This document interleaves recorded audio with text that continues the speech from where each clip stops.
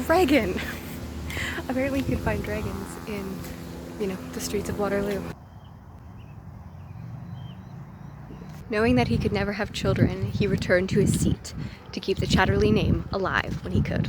It's a pretty good introduction. It's not quite the first line, but I am reading Lady Chatterley's Love Letter, which is one of my Scandalous books, it was produced in the 1920s and it was censored until the 70s and had a whole like libel case and stuff. So I'm very interested. So far it is 100 years later, but in like almost an Austen-y style. The joys of living in the city is that there's always people walking, but churchyard. So let's hope that it's pretty and old and only choir practice is going on. There's definitely some sexism and ableism going on, which I'm, you know, not the biggest fan of. The ableism, I had noticed kind of the first mark because it mentioned that he couldn't have children, and, you know, sorry to break it to you, D.H. Lawrence, but people can still have children even if they can't walk. Those things aren't necessarily connected, but 1920s science and medicine, all of that, and I think he was only like 20-something or something when he actually wrote it, so I can forgive him for not being medically sound, but also it's probably more dramatic if he can't have his own child, because she's probably going to end up having a child with the gardener, I think is the guy that she's having an affair with. Then as he looks around, he has a vacantness to his eyes. He has a strength, but a vacantness he can never give. And in some ways, understanding that when you have a disability, especially in a really misogynistic country where all you have is your strength and you're a war hero and yet you can't actually walk, I understand how that can be. It can also just be like, you know, a man who cannot give sexually and or walk is not a real man. Thus, he is sad and depressed and given to loneliness and depression. There's no other way, because yes, there is some things you will mourn with someone with a disability, but that does not necessarily have to define your entire life. It's very clearly written by a man, but it's also like trying to be empowering with like women are the greater things, and also, you know what, they can give themselves sexually, but not fully sexually, thus the man is exhausted. And I'm like, okay, I have no idea what you're talking about there. It's trying to be empowering in a strange way. Virginia Woolf writes in her novel about how, there's a car, guys, talks about how women can often be like these goddess characters who are just so above it all. And if you were to read fiction, all you would understand is that like women are these higher beings and you never see it. And yet women are not treated that in real life. In real life, they're flown around the room and abused and misheard and not listened to. Even though I think he's trying to be all feminist, or at least encountering women, he's actually kind of more like, yes, these goddess women, rather than actually dealing with this woman as a real person. So far, I'm kind of like, it's funny, but I don't know how great it is for, you know, other things. But we'll check in. Pretty church behind me, and some beautiful libraries. I have 2 duds so far. Let's see if we get anything here. I'm not sure what the actual finds, but in any way, we definitely have a full house. He was afraid of losing privilege, which was hilarious because he had privilege. It was the era of the time. That's a terrible paraphrase, but that's pretty much what he said. Dude, it's the same 100 years later.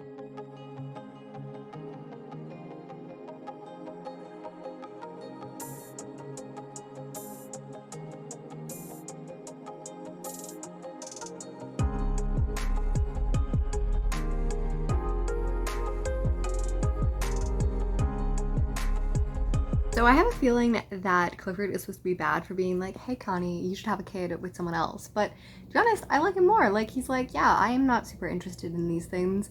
I think that really what matters to relationships is the connection between us. And I'm not threatened by the idea of you having sex with someone else, because I know that at the end of the day, you love me and that we'll be together. And that is what I really care about love.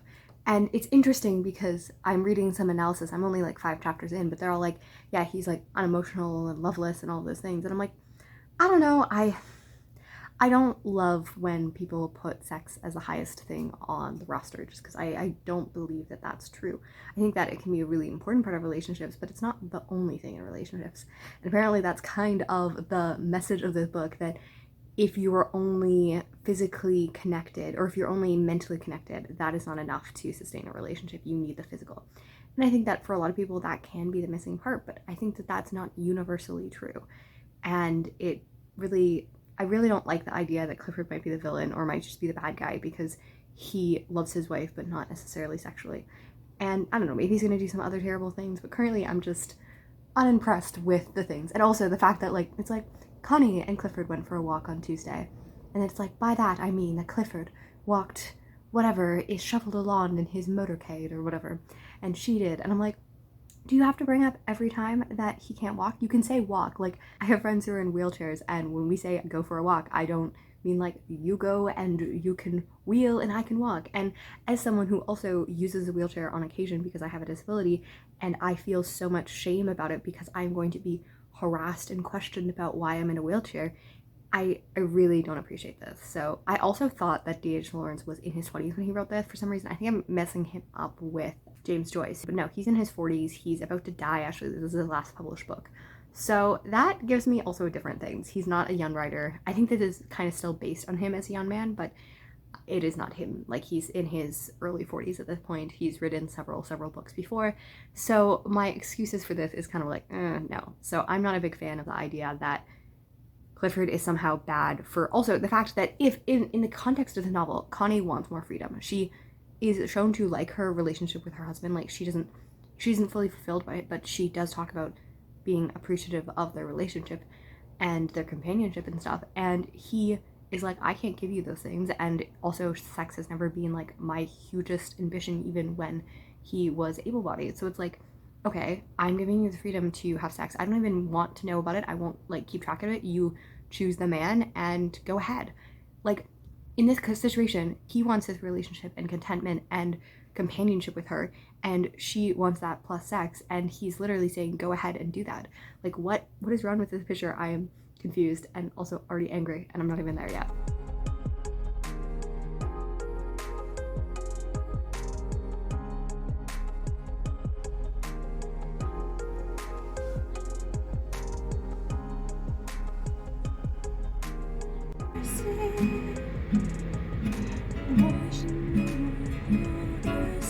I think I'm getting about halfway done Lady Chatterley's Lover, and I think this is going to be the end of the vlog. It's been a long time. I don't think I'm gonna finish it soon. Like, I do need to finish it soon, but also it's not like the most appealing thing to me. I don't know, and based on some of the reviews and stuff, I think it's just gonna get way more worse, because I think Clifford's gonna be a little bit more jerkish, and I think that the lover is gonna be extra jerkish, and Connie's just gonna be like, let's name things.